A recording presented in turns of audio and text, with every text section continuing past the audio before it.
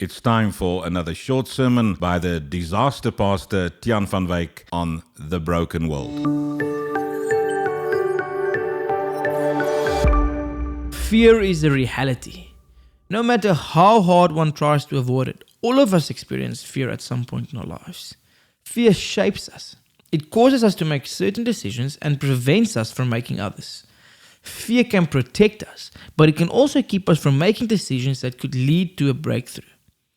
To manage our fear, we need to strike a balance between being brave and being reckless. Being either brave or reckless is better than being naive. Ignoring the snake in the tree is a strategy that will not last long. This is exactly why the question, "Why are you so scared?" is so profound. There is much in the world and in our lives that we are supposed to be afraid of. However, to look the danger with the eyes wide open is wise. It is noteworthy that God did not keep the serpent out of the garden. God did not shield Adam and Eve from potential danger.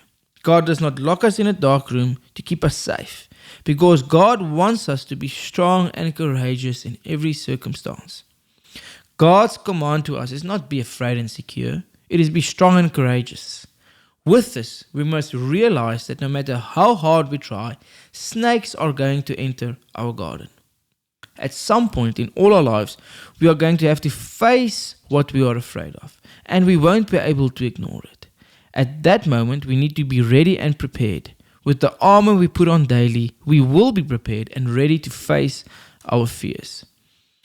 When we are honest with ourselves, we answer the question, "Why am I so scared?"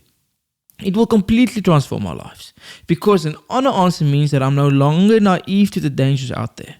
I acknowledge that there are things to be afraid of, but I also realize that although God does not lock us in a garden to protect us from snakes, He gives us a sword to cut those snakes into pieces. We need not be afraid, for we belong to God. The message today is simple. Do not be afraid. Cut that snake into pieces. I conclude today with Exodus 14 verse 13 to 14. Moses answered the people, "Do not be afraid. Just stand where you are and watch the Lord save you today. These Egyptians you see here before you today will never be seen again. Wait and see, the Lord will fight in your place."